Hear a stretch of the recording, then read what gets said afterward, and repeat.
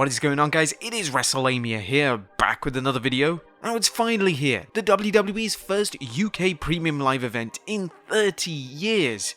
And let me just say, I was in attendance, and I don't go to many live events, but this was something special. In fact, the crowd was incredibly electric.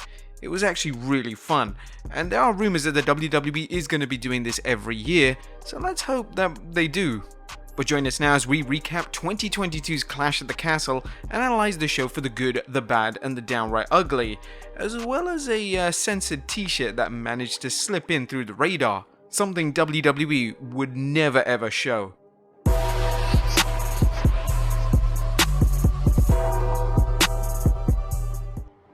But let's start off with the kickoff show as Madcap Moss and the Street Profits take on Austin Theory and Alpha Academy. It's an exciting warm-up match on the kickoff show that sees the babyfaces get the win after Montez Ford lands the flying body press on Chad Gable to get the win. Then we move on to the main show as it's a 6-person tag match as Bianca Belair, Alexa Bliss and Asuka take on Bayley, Dakota Kai and Io Sky. It's all about chemistry and the heels have it, keeping the babyfaces off their game as they can't keep up with who is illegal in the ring. The match ends after Bayley delivers the rose plant to a confused Bianca and Io Sky follows up with the moonsault. It's a cover by Bayley on Belair for the win as Bayley, Dakota Kai and Io Sky pick up the win. Next up is the Intercontinental Championship match as champion Gunther, who's with Imperium of Ludwig Kaiser and Giovanni Vinci, taking on Sheamus with the Brawling Brutes of Ridge Holland and Butch. And the Imperium and the Brawling Brutes brawl, but Gunther and Sheamus stare each other down in the ring. But then it's on. Big brawl, but Gunther dominates, seemingly having the Celtic Warriors number. Sheamus rallies, but Gunther's assault takes a toll when Sheamus' back gives out during a bro kick. But Gunther capitalizes with a second powerbomb and a lariat for the cover as Gunther retains the Intercontinental Championship. Next up is the SmackDown Women's Championship as champion Liv Morgan takes on Shayna Baszler. Liv tries to use her speed to keep up Baszler at bay, but Baszler toys with her, going after a bad arm. Morgan's fighting spirit and recently added MMA moves prove enough to keep Shayna from closing the deal, and Oblivion finishes Baszler's bid for the women's title as Liv Morgan retains her SmackDown Women's Championship. Then it's time for Edge and Rey Mysterio with Dominic Mysterio versus the Judgment Day of Damian Priest and Finn Balor with Rhea Ripley. Now it's anyone's match as the Judgment Day and former tag team champions Edge and Rey Mysterio can't seal the deal. However, interference by Dominic Mysterio allows Rey to hit a 619 on Balor as Edge follows up with an execution for the win. Edge and Rey Mysterio win the match, but after the match, the babyfaces celebrate as Dominic joins him in the ring. Dominic kicks Edge in the nether regions, flooring him as a shocked Rey tries to figure out what the hell is going on. Rey gets into Dominic's face and gets shoved down as the Judgment Day laugh at the sudden turn of events. For some reason, Dominic Mysterio strips off and for some reason takes off his shoes. I don't know what that means. Next up is Matt Riddle versus Seth freaking Rollins. Riddle wants to hurt Seth Rollins and Rollins shows he knows how to manipulate Riddle's anger, making Matt make mistake after mistake. Riddle seems determined to end Rollins' career and goes after him with a chair shot outside the ring, but Seth escapes, rolling back into the ring. Riddle follows, walking into a curb stomp, and the Visionary isn't finished, and he hits a second curb stomp, this time off the second rope for the 1-2-3 as Seth Rollins gets the win. But now it's time for the main event as the undisputed champion Roman Reigns takes on Drew McIntyre. Roman battles Drew without any backup as a pro-McIntyre crowd cheers the Scottish Warrior on. Roman can't put Drew away, but McIntyre finds the undisputed champion is also tough as nails. A referee bump leads to Austin Theory running in to cash in his Money in the Bank briefcase, but Tyson Fury knocks Theory out. The match continues as Drew lands a Claymore kick and the referee makes the count, only to be pulled out of the ring by Roman's cousin Solo Sikoa. A distracted Drew turns around into a spear as Roman covers him for the win and Roman Reigns retains the Undisputed Championship.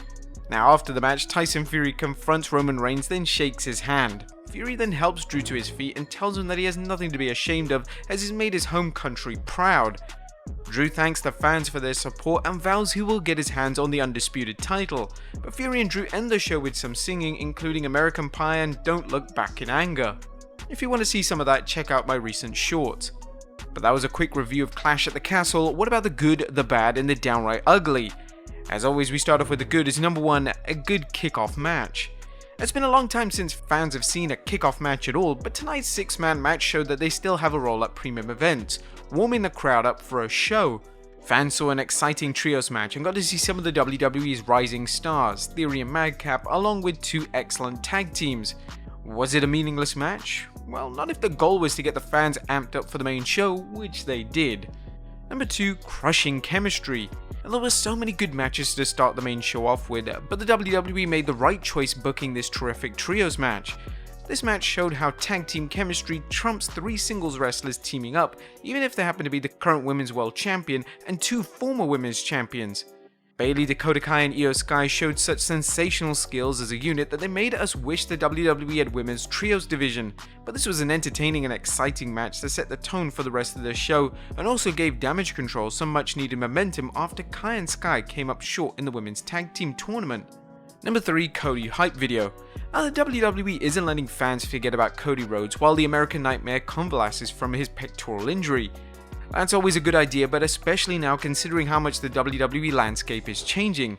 Injuries can be devastating to wrestlers, especially if they find their spot has been taken by someone else. Hopefully these videos can keep Cody close to the fans' hearts until his eventual return.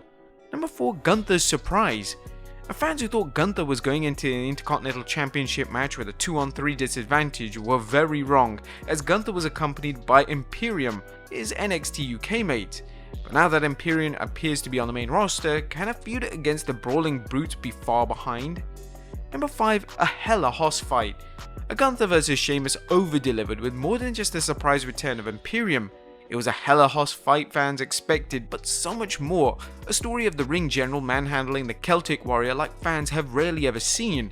At one point it looked like Sheamus was going to play John Cena to Brock Lesnar at 2014 SummerSlam, but thankfully that didn't happen as Sheamus fought back, showing tremendous heart and delivering a hellacious beating of his own to the champion. However, like any well-crafted tale in the ring, this one didn't ignore the earlier part of the match and the tremendous damage inflicted on Sheamus' back. Thus, when Sheamus went for a brogue kick and his back failed, it gave Gunther the opening to hit a second powerbomb followed by a lariat. Not only that, but it kept things open for a rematch between the two.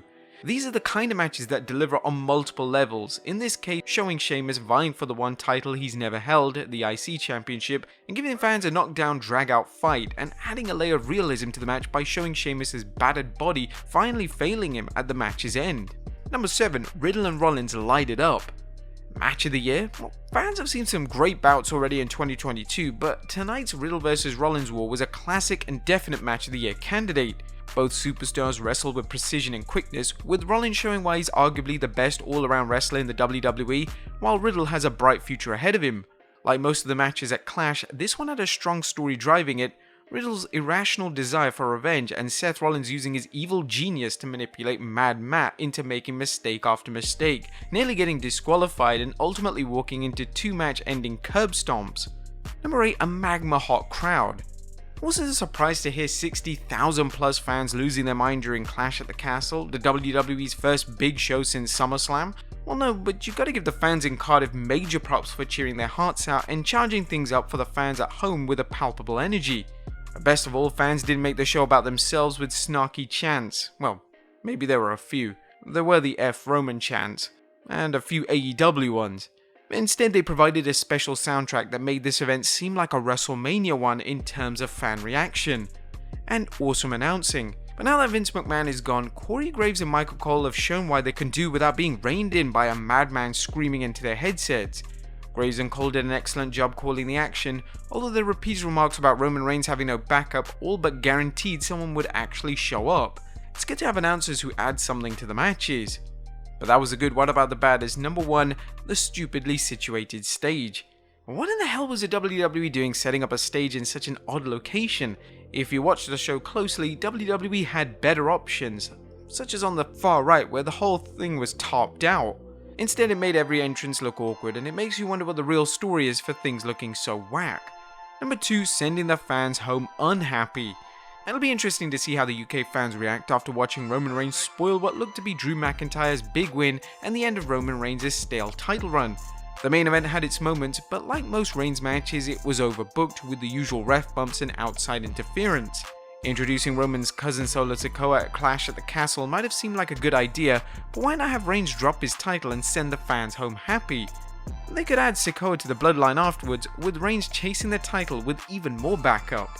Now, there was nothing downright ugly. Clash at the Castle was a success in terms of delivering some remarkable matches and keeping the fans on the edge of their seats. The WWE decided to change things up by putting a match on the kickoff show, a move which helped as 60 minutes of talking heads rarely works. It also disregarded the conventional wisdom that you need a slower match to lead into the main event. Every match was entertaining, although it's obvious that Liv Morgan still needs improvement in the ring, and the only disappointment was the short-sighted decision to keep the belt on Roman Reigns. But that wasn't the only thing that was short-sighted, as a fan managed to snuck in with a controversial t-shirt and it actually made it on television. The random fan was posted on screen with a shirt that said, "Better dad than Chris Benoit." What do you guys think of Clash at the Castle? Let us know in the comments down below, and I'll see you next time with some more wrestling content.